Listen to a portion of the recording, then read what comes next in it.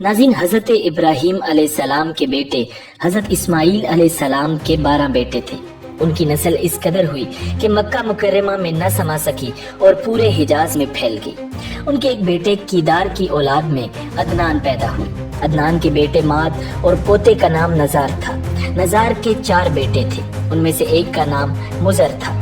मुज़र की नस्ल से कुरैश बिन मालिक पैदा हुए। ये फहर बिन मालिक भी कहलाए। कुरैश की औलाद बहुत हुई। उनकी औलाद मुख्तलिफ कबीलों में बट गई। उनकी औलाद से कुसई ने इक़्तिदार हासिल किया। कुसई के आगे 3 बेटे हुए, उनमें से एक अब्द मनाफ थे, जिनकी अगली नस्ल में हाशिम पैदा हुई। नाज़रीन, हाशिम ने मदीना के एक सरदार की लड़की से शादी की। उनके यहाँ एक लड़का पैदा हुआ, उसका नाम शेबा रखा गया। ये पैदा ही हुआ था कि हाशिम का इंतकाल हो गया। उनके भाई मुत्तलिब मक्का के हाकिम हुए। हाशिम का बेटा मदीना मुनव्वरा में परवरिश पाता रहा।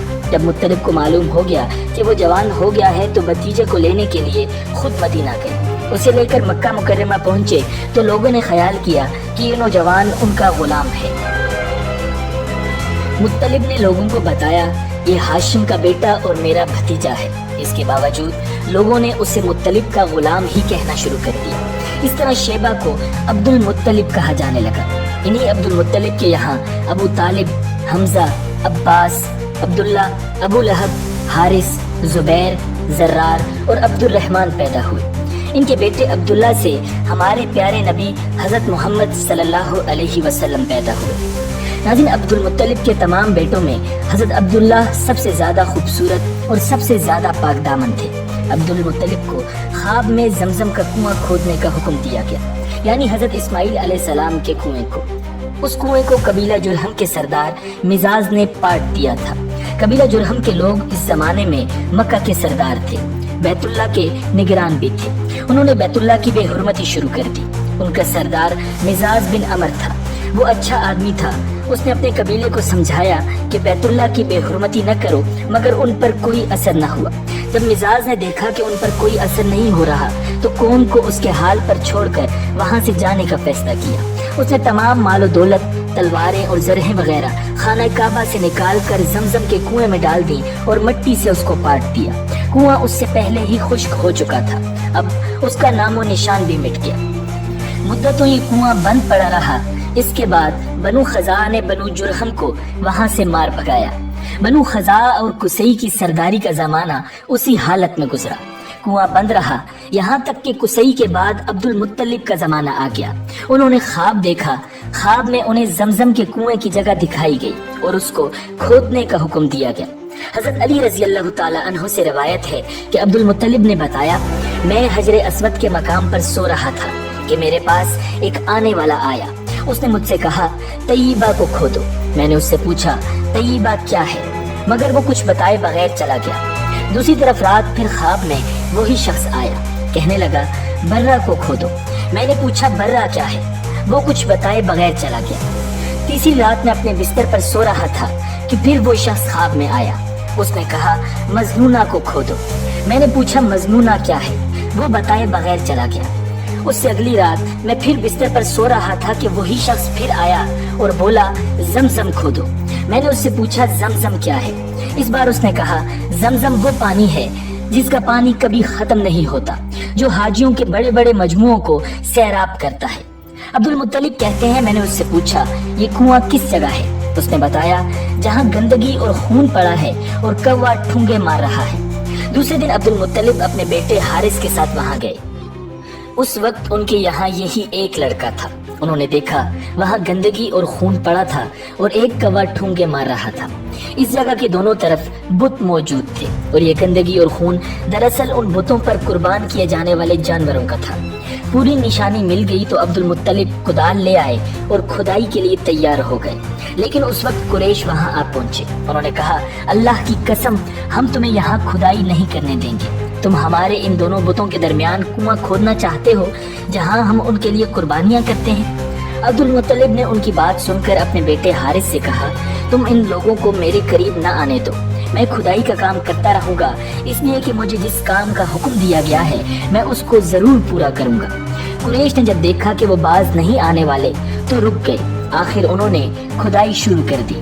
جلد ہی کنویں کے آثار نظر آنے لگے۔ یہ دیکھ کر انہوں نے اللہ اکبر کا نعرہ لگایا اور پکار اٹھے، یہ دیکھو یہ اسماعیل علیہ السلام کی تعمیر ہے۔ جب قریش نے یہ دیکھا کہ انہوں نے کنواں تلاش کر لیا تو ان کے پاس آ گئے اور کہنے لگے، عبد المطلب اللہ کی قسم، یہ ہمارے باپ اسماعیل علیہ السلام کا کنواں ہے اور اس پر ہمارا بھی حق ہے، اس لیے ہم اس میں تمہارے شریک ہوں گے۔ یہ سن کر عبد المطلب نے کہا، میں تمہیں اس میں شریک نہیں کر سکتا، یہ مجھ اکیلے کا کام ہے۔ اس پر قریش نے کہا، تب پھر اس معاملے میں ہم تم سے جھگڑا کریں گے۔ عبد المطلب بولے، کسی سے فیصلہ کروا لو۔ انہوں نے بنو سعد ابن حزیم کی کاہنہ سے فیصلہ کرانا منظور کیا۔ یہ کاہنہ ملک شام کے بالائی علاقے میں رہتی تھی۔ آخر عبد المطلب اور دوسرے قریش اس کی طرف روانہ ہوئے۔ عبد المطلب کے ساتھ عبد مناف کے لوگوں کی ایک جماعت تھی، جبکہ دیگر قبائل قریش کی بھی ایک جماعت ساتھ تھی۔ اس زمانہ میں ملک حجاز اور شام کے درمیان ایک بیابان میدان تھا، وہاں کہیں پانی نہیں تھا۔ اس میدان میں ان کا پانی ختم ہو گیا، سب لوگ پیاس سے بے حال ہو گئے، یہاں تک کہ انہیں اپنی موت کا یقین ہو گیا۔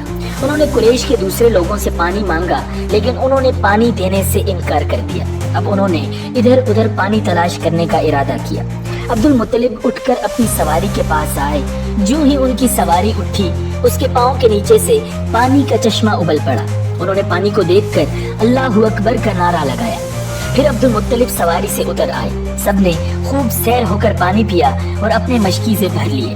اب انہوں نے قریش کی دوسری جماعت سے کہا، آؤ تم بھی سیر ہو کر پانی پی لو۔ اب وہ بھی آگے آئے اور خوب پانی پیا۔ پانی پینے کے بعد وہ بولے، اللہ کی قسم اے عبد المطلب، یہ تو تمہارے حق میں فیصلہ ہو گیا۔ اب ہم زمزم کے بارے میں تم سے کبھی جھگڑا نہیں کریں گے۔ جس ذات نے تمہیں اس بیابان میں سیراب کر دیا، وہی ذات تمہیں زمزم سے بھی سیراب کرے گی، اس لیے یہیں سے واپس چلو۔ اس طرح قریش نے جان لیا کہ اللہ تعالیٰ عبد المطلب پر مہربان ہے، لہٰذا ان سے جھگڑا کرنا بے سود ہے اور کاہنہ کے پاس جانے کا کوئی فائدہ نہیں۔ چنانچہ سب لوگ واپس لوٹ آئے۔ واپس آ کر عبد المطلب نے پھر کنویں کی کھدائی شروع کر دی۔ ابھی تھوڑی سی کھدائی کی ہوگی کہ مال، دولت، تلواریں اور زرہیں نکل آئیں۔ اس میں سونا اور چاندی وغیرہ بھی تھی۔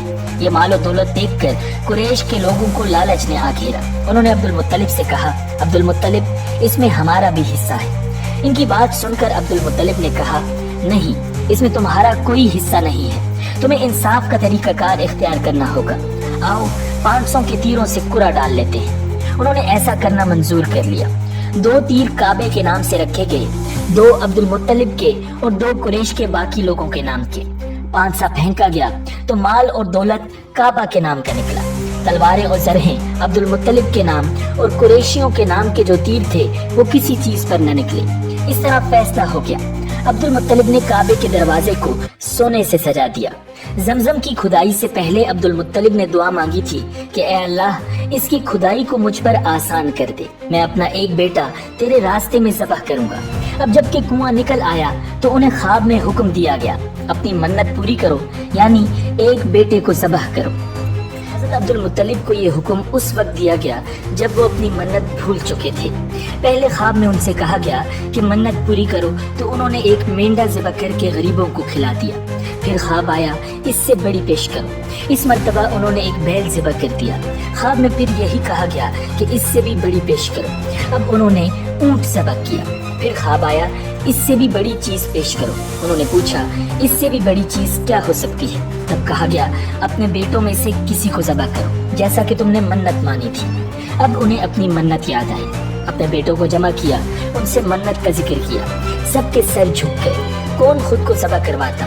آخر عبداللہ بولے، ابا جان آپ مجھے ذبح کر دیں۔ یہ سب سے چھوٹے تھے اور سب سے زیادہ خوبصورت تھے۔ سب سے زیادہ محبت بھی عبد المطلب کو انہی سے تھی، لہٰذا انہوں نے قرعہ اندازی کرنے کا ارادہ کیا۔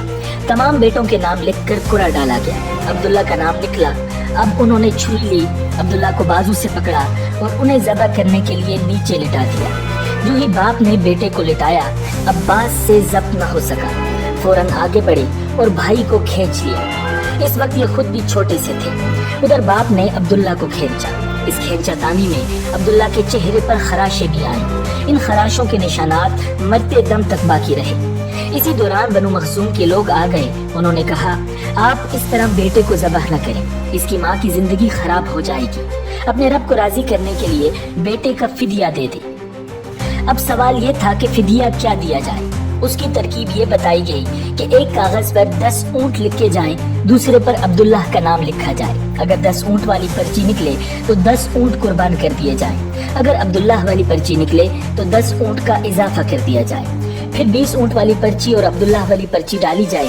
اب اگر 20 اونٹ والی پرچی نکلے تو 20 اونٹ قربان کر دیے جائیں، ورنہ 10 اونٹ اور بڑھا دیے جائیں۔ اس طرح 10-10 کر کے اونٹ بڑھاتے جائیں۔ ناظرین، عبد المطلب نے ایسا ہی کیا، 10-10 اونٹ بڑھاتے چلے گئے۔ ہر بار عبداللہ کا نام نکلتا چلا گیا، یہاں تک کہ اونٹوں کی تعداد 100 تک پہنچ گئی۔ تب کہیں جا کر اونٹوں والی پرچی نکلی۔ اس طرح ان کی جان کے بدلے 100 اونٹ قربان کیے گئے۔ عبد المطلب کو اب پورا اطمینان ہو گیا کہ اللہ رب العزت نے عبداللہ کے بدلے 100 اونٹوں کی قربانی منظور کر لی ہے۔ انہوں نے کعبے کے پاس 100 اونٹ قربان کیے اور کسی کو کھانے سے نہ روکا۔ سب انسانوں، جانوروں اور پرندوں نے ان کو کھایا۔ امام زہری کہتے ہیں کہ عبد المطلب پہلے آدمی ہیں جنہوں نے آدمی کی جان کی قیمت 100 اونٹ دینے کا طریقہ شروع کیا۔ اس سے پہلے 10 اونٹ دیے جاتے تھے۔ اس کے بعد یہ طریقہ سارے عرب میں جاری ہو گیا، گویا قانون بن گیا کہ آدمی کا فدیہ 100 اونٹ ہے۔ نبی اکرم صلی اللہ علیہ وسلم کے سامنے جب یہ ذکر آیا تو آپ علیہ السلام نے اس فدیہ کی تصدیق فرمائی، یعنی فرمایا کہ یہ درست ہے۔ اور اسی بنیاد پر نبی کریم صلی اللہ علیہ وسلم فرماتے ہیں، میں 2 ذبیح ہوں، یعنی حضرت اسماعیل علیہ السلام اور حضرت عبداللہ کی اولاد ہوں۔ ناظرین، حضرت عبداللہ قریش میں سب سے زیادہ حسین تھے۔ ان کا چہرہ روشن ستارہ کی مانند تھا۔ قریش کی بہت سی لڑکیاں ان سے شادی کرنا چاہتی تھیں، مگر حضرت عبداللہ کی حضرت آمنہ سے شادی ہوئی۔ حضرت آمنہ وہب بن عبد مناف بن زہرہ کی بیٹی تھی۔ شادی کے وقت حضرت عبداللہ کی عمر 18 سال تھی۔ یہ شادی کے لیے اپنے والد کے ساتھ جا رہے تھے۔ راستے میں ایک عورت کعبہ کے پاس بیٹھی نظر آئی۔ یہ عورت ورقہ بن نوفل کی بہن تھی۔ ورقہ بن نوفل قریش کے ایک بڑے عالم تھے۔ ورقہ بن نوفل سے ان کی بہن نے سن رکھا تھا کہ وقت کے آخری نبی کا ظہور ہونے والا ہے، اور ان کی نشانیوں میں سے ایک نشانی یہ ہوگی کہ ان کے والد کے چہرے میں نبوت کا نور چمکتا ہوگا۔ جو ہی اس نے عبداللہ کو دیکھا، فوراً اس کے ذہن میں یہ بات آئی۔ اس نے سوچا ہو نہ ہو یہی وہ شخص ہے جو پیدا ہونے والے نبی کے باپ ہوں گے۔ چنانچہ اس نے کہا، اگر تم مجھ سے شادی کر لو تو میں بدلے میں تمہیں اتنے ہی اونٹ دوں گی جتنے تمہاری جان کے بدلے میں ذبح کیے گئے تھے۔ اس پر انہوں نے جواب دیا، میں اپنے باپ کے ساتھ ہوں، ان کی مرضی کے خلاف کچھ نہیں کر سکتا، نہ ان سے الگ ہو سکتا ہوں، اور میرے والد باعزت آدمی ہیں، اپنی قوم کے سردار ہیں۔ بہرحال ان کی شادی حضرت آمنہ رضی اللہ تعالی عنہا سے ہو گئی۔ آپ قریش کی عورتوں میں نسب اور مقام کے اعتبار سے نہایت افضل تھی۔ حضرت آمنہ رضی اللہ تعالی عنہا حضرت عبداللہ کے گھر آ گئی۔ آپ فرماتی ہیں، جب میں ماں بننے والی ہوئی تو میرے پاس ایک شخص آیا، یعنی ایک فرشتہ انسانی شکل میں آیا۔ اس وقت میں جاگنے اور سونے کی درمیانی حالت میں تھی۔ عام طور پر اس حالت کو غنودگی کہا جاتا ہے۔ اس نے مجھ سے کہا، کیا تمہیں معلوم ہے تم اس امت کی سردار اور نبی کی ماں بننے والی ہو؟ اس کے بعد وہ پھر اس وقت آیا جب نبی اکرم صلی اللہ علیہ وسلم پیدا ہونے والے تھے۔ اس مرتبہ اس نے کہا، جب تمہارے ہاں پیدائش ہو تو کہنا، میں اس بچے کے لیے اللہ کی پناہ چاہتی ہوں ہر حسد کرنے والے کی شر اور برائی سے۔ پھر تم اس بچے کا نام محمد رکھنا، کیونکہ ان کا نام تورات میں احمد ہے اور زمین اور آسمان والے ان کی تعریف کرتے ہیں، جبکہ قرآن میں ان کا نام محمد ہے اور قرآن ان کی کتاب ہے۔ ناظرین، ایک روایت کے مطابق فرشتے نے ان سے یہ کہا، تم وقت کے سردار کی ماں بننے والی ہو۔ اس بچے کی نشانی یہ ہوگی کہ اس کے ساتھ ایک نور ظاہر ہوگا جس سے ملک شام اور بصرہ کے محلات بھر جائیں گے۔ جب وہ بچہ پیدا ہو جائے گا تو اس کا نام محمد رکھنا، کیونکہ تورات میں ان کا نام احمد ہے کہ آسمان اور زمین والے ان کی تعریف کرتے ہیں، اور انجیل میں ان کا نام احمد ہے کہ آسمان اور زمین والے ان کی تعریف کرتے ہیں، اور قرآن میں ان کا نام محمد ہے۔ ناظرین، حضرت عبداللہ کے چہرے میں جو نور چمکتا تھا، شادی کے بعد وہ حضرت آمنہ کے چہرے میں آ گیا تھا۔ امام زہری فرماتے ہیں، حاکم نے یہ روایت بیان کی ہے اور اس کو صحیح قرار دیا ہے کہ صحابہ رضی اللہ تعالی عنہم نے حضور نبی اکرم صلی اللہ علیہ وسلم سے عرض کیا، اے اللہ کے رسول، ہمیں اپنے بارے میں کچھ بتائیے۔ آپ صلی اللہ علیہ وسلم نے ارشاد فرمایا، میں اپنے باپ ابراہیم علیہ السلام کی دعا ہوں، اپنے بھائی عیسیٰ علیہ السلام کی بشارت اور خوشخبری ہوں۔ جب میں اپنی والدہ کی شکم میں آیا تو انہوں نے دیکھا گویا ان سے ایک نور ظاہر ہوا ہے جس سے ملک شام اور بصرہ کے محلات روشن ہو گئے ہیں۔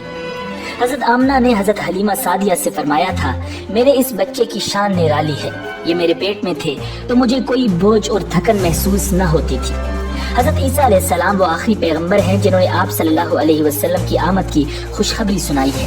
اس بشارت کا ذکر قرآن مجید فرقان حمید میں بھی موجود ہے۔ سورہ صف میں اللہ رب العزت فرماتے ہیں، اور اسی طرح وہ وقت بھی قابل ذکر ہے جبکہ عیسیٰ ابن مریم علیہ السلام نے فرمایا کہ اے بنی اسرائیل، میں تمہارے پاس اللہ کا بھیجا ہوا آیا ہوں کہ مجھ سے پہلے جو تورات آ چکی ہے میں اس کی تصدیق کرنے والا ہوں، اور میرے بعد جو ایک رسول آنے والا ہے ان کا نام مبارک احمد ہوگا، میں ان کی بشارت دینے والا ہوں۔ ناظرین، اب چونکہ حضرت عیسیٰ علیہ السلام یہ بشارت سنا چکے تھے، اس لیے ہر دور کے لوگ آپ صلی اللہ علیہ وسلم کی آمد کا بے چینی سے انتظار کر رہے تھے۔ ادھر آپ کی پیدائش سے پہلے ہی حضرت عبداللہ انتقال کر گئے۔ سابقہ کتب میں آپ کی نبوت کی ایک علامت یہ بھی بتائی گئی ہے کہ آپ کے والد کا انتقال آپ کی ولادت سے پہلے ہو جائے گا۔ حضرت عبداللہ ایک تجارتی قافلے کے ساتھ تجارت کے لیے گئے تھے، اس دوران بیمار ہو گئے اور کمزور ہو کر واپس لوٹے۔ قافلہ مدینہ منورہ سے گزرا تو حضرت عبداللہ اپنے ننیال یعنی بنو نجار کے ہاں ٹھہرے۔ ان کی والدہ بنو نجار سے تھی، ایک ماہ تک بیمار رہے اور انتقال کر گئے، انہیں یہیں دفن کر دیا گیا۔ تجارتی قافلہ جب حضرت عبداللہ کے بغیر مکہ مکرمہ پہنچا اور عبد المطلب کو پتہ چلا کہ ان کے بیٹے عبداللہ بیمار ہو گئے ہیں اور مدینہ منورہ میں اپنے ننیال میں ہیں، تو انہیں لانے کے لیے عبد المطلب نے اپنے بیٹے زبیر کو بھیجا۔ جب یہ وہاں پہنچے تو عبداللہ کا انتقال ہو چکا تھا۔ مطلب یہ کہ آپ صلی اللہ علیہ وسلم اس دنیا میں اپنے والد کی وفات کے چند ماہ بعد تشریف لائے۔ حضرت ابن عباس رضی اللہ تعالیٰ عنہ فرماتے ہیں کہ حضور نبی اکرم صلی اللہ علیہ وسلم اس دنیا میں تشریف لائے تو آپ کی آمل نال کٹی ہوئی تھی۔ آمل نال کو بچے پیدا ہونے کے بعد دایا کاٹتی ہے۔ آپ ختنہ شدہ پیدا ہوئے۔ حضرت عبد المطلب یہ دیکھ کر بے حد حیران ہوئے اور خوش بھی۔ وہ کہا کرتے تھے کہ میرا بیٹا نرالی شان کا ہوگا۔ ناظرین، آپ کی پیدائش سے پہلے مکہ کے لوگ خشک سالی اور قحط کا شکار تھے، لیکن جو ہی آپ صلی اللہ علیہ وسلم کی دنیا میں تشریف لانے کا وقت قریب آیا، بارشیں شروع ہو گئی، خشک سالی دور ہو گئی، درخت ہرے بھرے ہو گئے اور پھلوں سے لگ گئے، زمین پر سبزہ ہی سبزہ نظر آنے لگا۔ پیدائش کے وقت آپ اپنے ہاتھوں پر جھکے ہوئے تھے، سر آسمان کی طرف تھا۔ ایک روایت کے الفاظ یہ ہیں کہ گھٹنوں کے بل جھکے ہوئے تھے، مطلب یہ کہ سجدے کسی حالت میں تھے۔ آپ کی مٹھی بند تھی اور شہادت کی انگلی اٹھی ہوئی تھی، جیسا کہ ہم نماز میں اٹھاتے ہیں۔ حضور نبی اکرم صلی اللہ علیہ وسلم فرماتے ہیں، جب میری والدہ نے مجھے جنم دیا تو ان سے ایک نور نکلا، اس نور سے شام کے محلات جگمگا اٹھے۔ آپ صلی اللہ علیہ وسلم کی والدہ سیدہ آمنہ رضی اللہ تعالی عنہا فرماتی ہیں کہ محمد صلی اللہ علیہ وسلم کی پیدائش کے وقت ظاہر ہونے والے نور کی روشنی میں مجھے بصرہ میں چلنے والے اونٹوں کی گردنیں تک نظر آئیں۔ علامہ سہلی رحمہ اللہ نے لکھا ہے کہ جب آپ پیدا ہوئے تو آپ نے اللہ کی تعریف کی۔ ایک روایت میں یہ الفاظ آئے ہیں کہ اللہ اکبر کبیرہ والحمد للہ کثیرہ وسبحان اللہ بکرۃ واصیلا۔ اللہ تعالیٰ سب سے بڑا ہے، اللہ تعالیٰ کی بے حد تعریف ہے اور میں صبح و شام اللہ کی پاکی بیان کرتا ہوں۔ ناظرین، آپ کی ولادت کس دن ہوئی؟ اس بات پر سب کا اتفاق ہے کہ وہ پیر کا دن تھا۔ آپ صبح فجر طلوع ہونے کے وقت دنیا میں تشریف لائے۔ تاریخ پیدائش کے سلسلے میں بہت سے قول ہیں۔ ایک روایت کے مطابق 12 ربیع الاول کو پیدا ہوئے، ایک روایت 8 ربیع الاول کی ہے، ایک روایت 2 ربیع الاول کی ہے۔ اس سلسلے میں اور بھی بہت سی روایات ہیں۔ زیادہ تر مورخین کا خیال ہے کہ آپ 8 ربیع الاول کو پیدا ہوئے۔ تقویم کے طریقہ کے حساب سے جب تاریخ نکالی گئی تو 9 ربیع الاول نکلی۔ مطلب یہ کہ اس بارے میں بالکل صحیح بات کسی کو معلوم نہیں۔ اس پر سب کا اتفاق ہے کہ مہینہ ربیع الاول کا تھا اور دن پیر کا۔ یہ بھی کہا جاتا ہے کہ آپ کو پیر کے دن ہی نبوت ملی، پیر کے روز ہی آپ نے مدینہ منورہ کی طرف ہجرت فرمائی اور پیر کے روز ہی آپ کی وفات ہوئی۔ ناظرین، آپ صلی اللہ علیہ وسلم عام الفیل میں پیدا ہوئے، یعنی ہاتھیوں والے سال میں۔ اس سال کو ہاتھیوں والا سال اس لیے کہا جاتا ہے کہ ابرہہ نے ہاتھیوں کے ساتھ مکہ مکرمہ پر چڑھائی کی تھی۔ آپ کی پیدائش اس واقعہ کے کچھ ہی دن بعد ہوئی تھی۔ واقعہ کچھ اس طرح ہے کہ ابرہہ یمن کا عیسائی حاکم تھا۔ حج کے دنوں میں اس نے دیکھا کہ لوگ بیت اللہ کا حج کرنے جاتے ہیں۔ اس نے اپنے لوگوں سے پوچھا یہ لوگ کہاں جاتے ہیں؟ اسے جواب ملا بیت اللہ کا حج کرنے کے لیے مکہ جاتے ہیں۔ اس نے پوچھا بیت اللہ کس چیز کا بنا ہوا ہے؟ اسے بتایا گیا پتھروں کا ہے۔ اس نے پوچھا اس کا لباس کیا ہے؟ بتایا گیا ہمارے ہاں سے جو دھاری دار کپڑا جاتا ہے اس سے اس کی پوشاک تیار ہوتی ہے۔ ابرہہ عیسائی تھا۔ ساری بات سن کر اس نے کہا مسیح کی قسم میں تم لوگوں کے لیے اس سے اچھا گھر تعمیر کروں گا۔ اس طرح اس نے سرخ، سفید، زرد اور سیاہ پتھروں سے ایک گھر بنوایا، سونے اور چاندی سے اس کو سجایا، اس میں کئی دروازے رکھوائے، اس میں سونے کے پترے جڑوائے، اس کے درمیان جواہر لگوائے، اس مکان میں ایک بڑا سا یاقوت لگوایا، پردے لگوائے، وہاں خوشبوئیں سلگانے کا انتظام کیا۔ اس کی دیواروں پر اس قدر مشک ملایا جاتا تھا کہ وہ سیاہ رنگ کی ہو گئی، یہاں تک کہ جواہر بھی نظر نہیں آتے تھے۔ پھر لوگوں سے کہا اب تمہیں بیت اللہ کا حج کرنے کے لیے مکہ جانے کی ضرورت نہیں رہی، میں نے یہی تمہارے لیے بیت اللہ بنوا دیا ہے، لہٰذا اب تم اس کا طواف کیا کرو۔ اس طرح کچھ قبائل کئی سال تک اس کا حج کرتے رہے، اس میں اعتکاف کرتے رہے، حج والے مناسک بھی یہی ادا کرتے رہے۔ ناظرین، عرب کے ایک شخص نفیل خشمی سے یہ بات برداشت نہ ہو سکی، وہ اس مصنوعی خانہ کعبہ کے خلاف دل ہی دل میں کڑتا رہا۔ آخر اس نے دل میں ٹھان لی کہ وہ ابرہہ کی اس عمارت کو گندا کر کے چھوڑے گا۔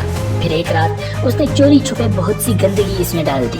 ابرہہ کو معلوم ہوا تو سخت غضبناک ہوا، کہنے لگا یہ کارروائی کسی عرب نے اپنے کعبہ کے لیے کی ہے، میں اسے ڈھا دوں گا، اس کا ایک ایک پتھر توڑ دوں گا۔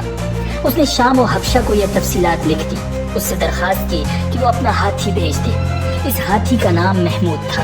یہ اس قدر بڑا تھا کہ اتنا بڑا ہاتھی روئے زمین پر دیکھنے میں نہیں آیا تھا۔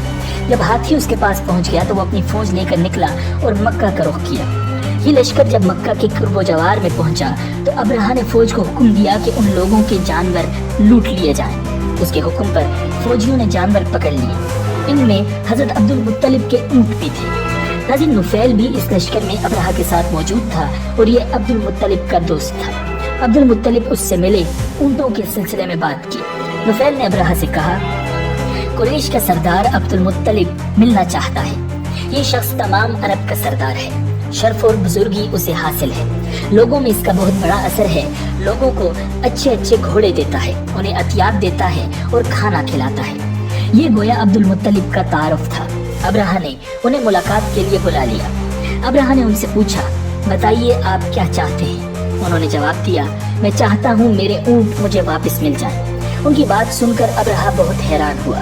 اس نے کہا مجھے تو بتایا گیا تھا کہ آپ عرب کے سردار ہیں، بہت عزت اور بزرگی کے مالک ہیں، لیکن لگتا ہے مجھ سے غلط بیانی کی گئی ہے، کیونکہ میرا خیال تھا کہ آپ مجھ سے بیت اللہ کے بارے میں بات کریں گے جس کو میں گرانے آیا ہوں اور جس کے ساتھ آپ سب کی عزت وابستہ ہے، لیکن آپ نے تو سرے سے اس کی بات ہی نہیں کی اور اپنے اونٹوں کا رونا لے کر بیٹھ کے یہ کیا بات ہوئی؟ اس کی بات سن کر عبد المطلب بولے آپ میرے اونٹ مجھے واپس دے دیں، بیت اللہ کے ساتھ جو چاہے کرے، اس لیے کہ اس گھر کا ایک پروردگار ہے، وہ خود ہی اس کی حفاظت کرے گا، مجھے اس کے لیے فکر مند ہونے کی ضرورت نہیں۔ ان کی بات سن کر ابرہہ نے حکم دیا ان کے اونٹ واپس دے دیے جائیں۔ جب انہیں ان کے اونٹ واپس مل گئے تو انہوں نے ان کے سموں پر چمڑے چڑھا دیے اور ان پر نشان لگا دیے، انہیں قربانی کے لیے وقف کر کے حرم میں چھوڑ دیا تاکہ پھر کوئی انہیں پکڑ لے تو حرم کا پروردگار اس پر غضبناک ہو۔ ناظرین، پھر عبد المطلب ہیرا پہاڑ پر چڑھ گئے، ان کے ساتھ ان کے کچھ دوست بھی تھے۔ انہوں نے اللہ رب العزت سے درخواست کی اے اللہ، انسان اپنے سامان کی حفاظت کرتا ہے اور تو اپنے سامان کی حفاظت کر۔ ادھر سے ابرہہ اپنا لشکر لے کر آگے بڑھا، وہ خود ہاتھی پر سوار لشکر کے درمیان موجود تھا۔ ایسے میں اس کے ایک ہاتھی نے آگے بڑھنے سے انکار کر دیا اور وہ زمین پر بیٹھ گیا۔ ہاتھی بانوں نے اسے اٹھانے کی پوری کوشش کی لیکن وہ نہ اٹھا۔ انہوں نے اس کے سر پر ضربے لگائی، آنکھس چپوئے، مگر وہ کھڑا نہ ہوا۔ کچھ سوچ کر انہوں نے اس کا رخ یمن کی طرف کیا تو وہ فوراً اس طرف چلنے لگا۔ اس کا رخ پھر مکہ کی طرف کیا گیا تو وہ پھر رک گیا۔ ہاتھی بانوں نے یہ تجربہ بار بار کیا۔ آخر ابرہہ نے حکم دیا کہ ہاتھی کو شراب پلائی جائے تاکہ نشے میں اسے کچھ ہوش نہ رہ جائے اور ہم اسے مکہ کی طرف آگے بڑھا سکیں۔ چنانچہ اسے شراب پلائی گئی لیکن اس پر اس کا بھی کوئی اثر نہ ہوا۔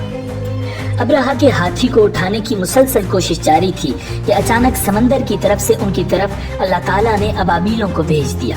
वो टिड्डियों के झुंड की तरह आई। दूसरी तरफ अब्दुल मुत्तलिब मक्का में दाखिल हुए, हरम में पहुंचे और काबा के दरवाजे की जंजीर पकड़कर अब्रहा और उसके लश्कर के खिलाफ फतह की दुआ मांगी। उनकी दुआ के अल्फाज ये थे, ए अल्लाह, ये बंदा अपने काफिले और अपनी जमात की हिफाजत कर रहा है, तू अपने घर यानी बैतुल्लाह की हिफाजत फरमा। अब्रहा का लश्कर फतह न हासिल कर सके, उनकी ताकत तेरी ताकत के आगे कुछ भी नहीं। आज सलीब कामयाब रहो। नाज़रीन, सलीब का लफ्ज़ इसलिए बोला कि अब्रहा ईसाई था और सलीब को ईसाई अपने निशान के तौर पर साथ लेकर चलते हैं। अब उन्होंने अपनी कौम को साथ लिया और हिरा पहाड़ पर चढ़ गए, क्योंकि उनका ख्याल था कि वो अब्रहा का मुकाबला नहीं कर सकेंगे। और फिर अल्लाह ताला ने परिंदों के झुंड भेज दिए।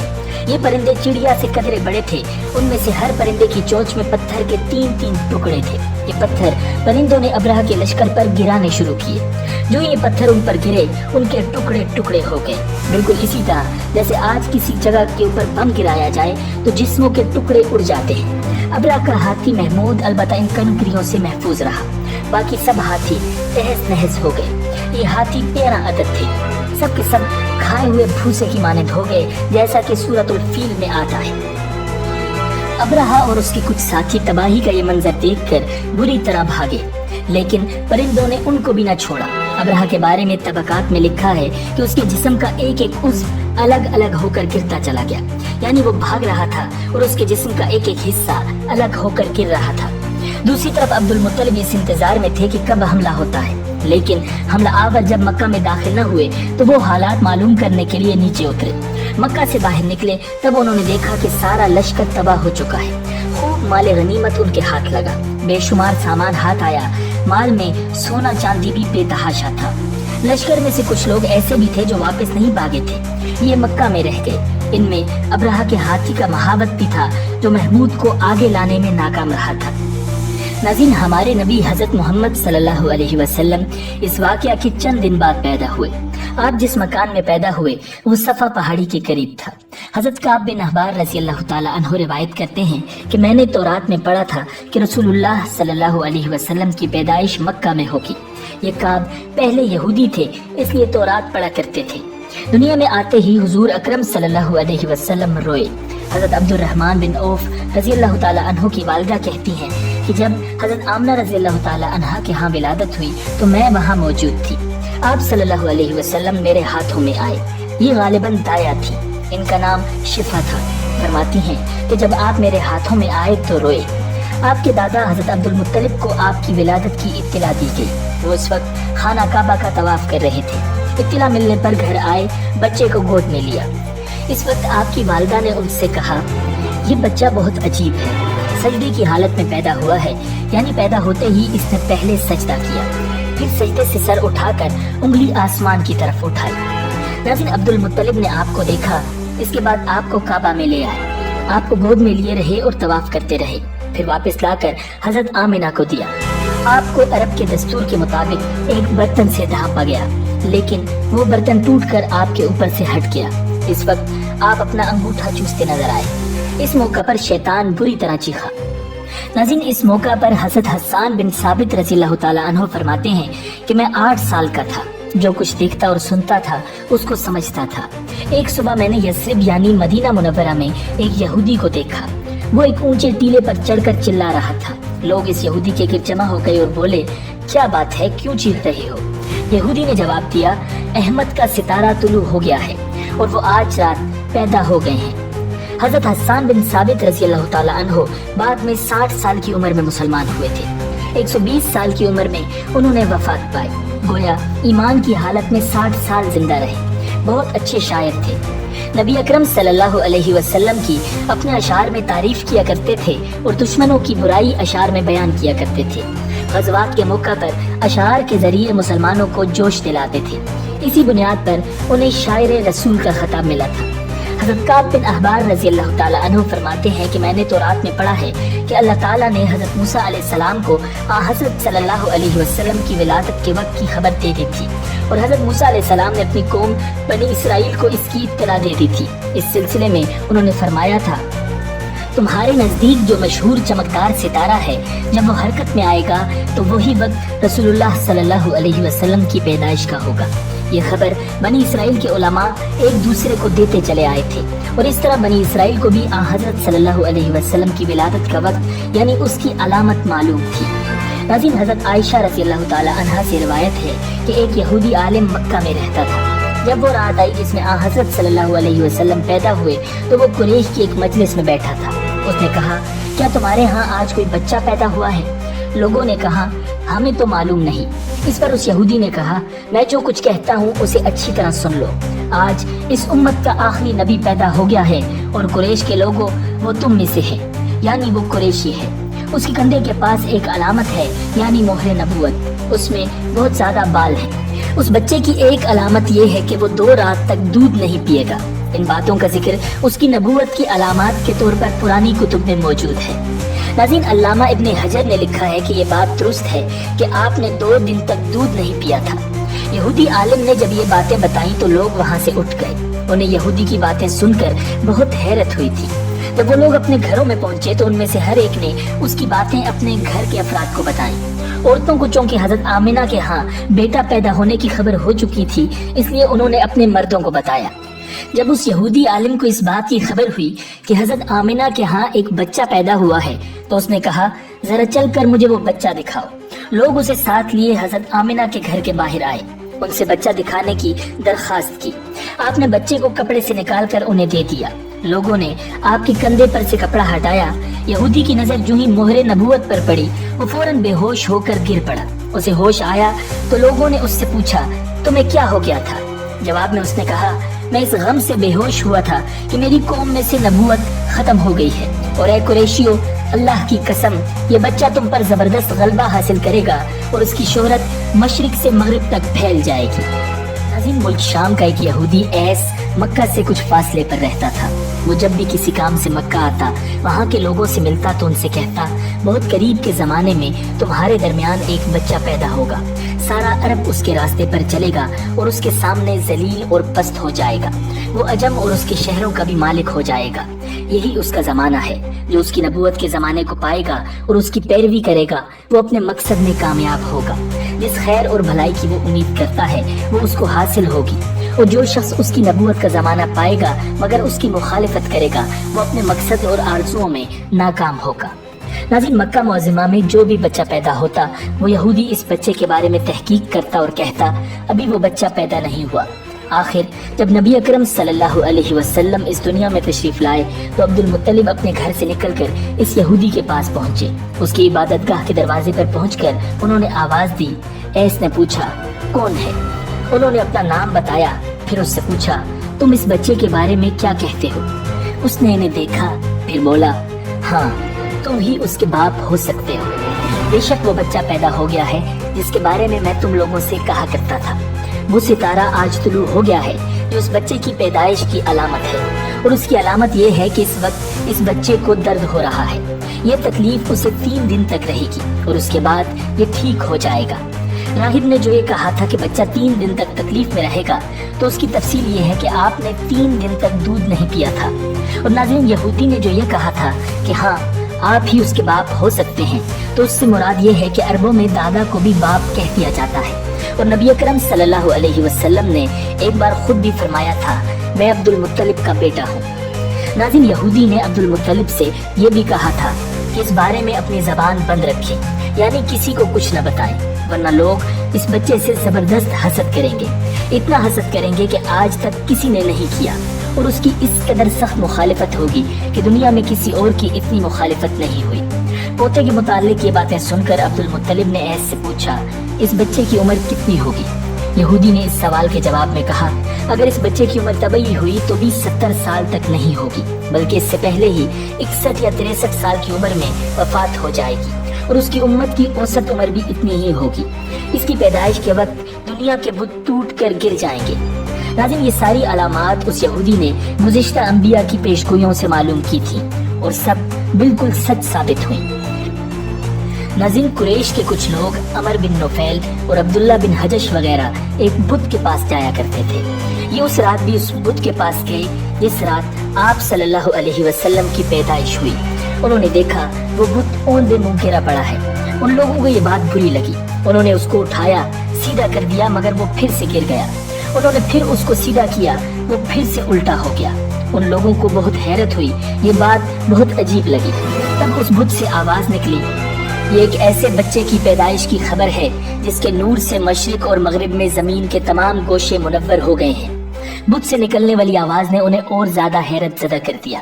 اس کے علاوہ ایک واقعہ یہ پیش آیا کہ ایران کے شہنشاہ کسریٰ نوشیروان کا محل ہلنے لگا اور اس میں شگاف پڑ گئے۔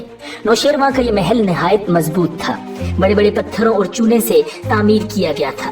اس واقعے سے پوری سلطنت میں دہشت پھیل گئی۔ شگاف پڑنے سے خوفناک آواز بھی نکلی، محل کے 14 کنگرے ٹوٹ کر نیچے آ گرے تھے۔ ناظرین، آپ کے پیدائش پر ایک واقعہ یہ پیش آیا کہ فارس کے تمام آتش کدوں کی وہ آگ بجھ گئی جس کی وہ لوگ پوجا کیا کرتے تھے اور اس کو بجھنے نہیں دیتے تھے۔ لیکن اس رات میں ایک ہی وقت میں تمام کے تمام آتش کدوں کی آگ آنن فانن بجھ گئی۔ آگ کے پوجنے والوں میں رونا پیٹنا مچ گیا۔ کسریٰ کو یہ تمام اطلاعات ملی تو اس نے ایک کاہن کو بلایا۔ اس نے اپنے محل میں شگاف پڑنے اور آتش کدوں کی آگ بجھنے کے واقعات اسے سنا کر پوچھا، آخر ایسا کیوں ہو رہا ہے؟ وہ کاہن خود تو جواب نہ دے سکا، تاہم اس نے کہا، ان سوالات کے جوابات میرا ماموں دے سکتا ہے، اس کا نام ستیح ہے۔ نوشیروان نے کہا، ٹھیک ہے، تم جا کر ان سوالات کے جوابات لاؤ۔ وہ گیا، ستیح سے ملا، اسے یہ واقعات سنائے۔ اس نے سن کر کہا، ایک عصا والے نبی ظاہر ہوں گے جو عرب اور شام پر چھا جائیں گے اور جو کچھ ہونے والا ہے ہو کر رہے گا۔ اس نے یہ بات کسریٰ کو بتائی۔ اس وقت تک کسریٰ نے دوسرے کاہنوں سے بھی معلومات حاصل کر لی تھی، چنانچہ یہ سن کر اس نے کہا، تب پھر ابھی وہ وقت آنے میں دیر ہے، یعنی ان کا غلبہ میرے بعد ہوگا۔ ناظرین، پیدائش کے 7ویں دن حضرت عبدالمطلب نے آپ کا عقیقہ کیا اور نام محمد رکھا۔ عربوں میں اس سے پہلے یہ نام کسی کا نہیں رکھا گیا تھا۔ قریش کو یہ نام عجیب سا لگا، چنانچہ کچھ لوگوں نے عبدالمطلب سے کہا، اے عبدالمطلب، کیا وجہ ہے کہ تم نے اس بچے کا نام اس کے باپ دادا کے نام پر نہیں رکھا بلکہ محمد رکھا ہے، اور یہ نام نہ تمہارے باپ دادا میں سے کسی کا ہے اور نہ تمہاری قوم میں سے کسی کا ہے؟ عبدالمطلب نے انہیں جواب دیا، میری تمنا ہے کہ آسمانوں میں اللہ تعالیٰ اس بچے کی تعریف فرمائے اور زمین پر لوگ اس کی تعریف کریں۔ محمد کے معنی ہے جس کی بہت زیادہ تعریف کی جائے۔ اسی طرح والدہ کی طرف سے آپ کا نام احمد رکھا گیا۔ احمد نام بھی اس سے پہلے کسی کا نہیں رکھا گیا تھا۔ مطلب یہ کہ ان دونوں ناموں کی اللہ تعالیٰ نے حفاظت کی اور کوئی بھی یہ نام نہ رکھ سکا۔ ناظرین، احمد کا مطلب ہے سب سے زیادہ تعریف کرنے والا۔ علامہ سہیلی نے لکھا ہے کہ آپ احمد پہلے ہیں اور محمد بعد میں، یعنی آپ کی تعریف دوسروں نے بعد میں کی، اس سے پہلے آپ کی شان یہ ہے کہ آپ اللہ تعالیٰ کی سب سے زیادہ حمد و ثنا کرنے والے ہیں۔ پرانی کتابوں میں آپ کا نام احمد ذکر کیا گیا ہے۔ ناظرین، اپنی والدہ کے بعد آپ صلی اللہ علیہ وسلم نے سب سے پہلے صوبیہ کا دودھ پیا۔ صوبیہ نبی اکرم صلی اللہ علیہ وسلم کے چچا ابو لہب کی باندی تھی۔ ان کو ابو لہب نے آپ صلی اللہ علیہ وسلم کی پیدائش کی خوشی میں آزاد کر دیا تھا۔ صوبیہ نے آپ کو چند دن تک دودھ پلایا۔ انہی دنوں صوبیہ کے ہاں اپنا بیٹا پیدا ہوا تھا۔ آپ کی والدہ نے آپ کو صرف 9 دن تک دودھ پلایا، ان کے بعد صوبیہ نے پلایا۔ پھر دودھ پلانے کی باری حضرت حلیمہ سعدیہ رضی اللہ تعالی عنہا کی آئی۔ ناظرین،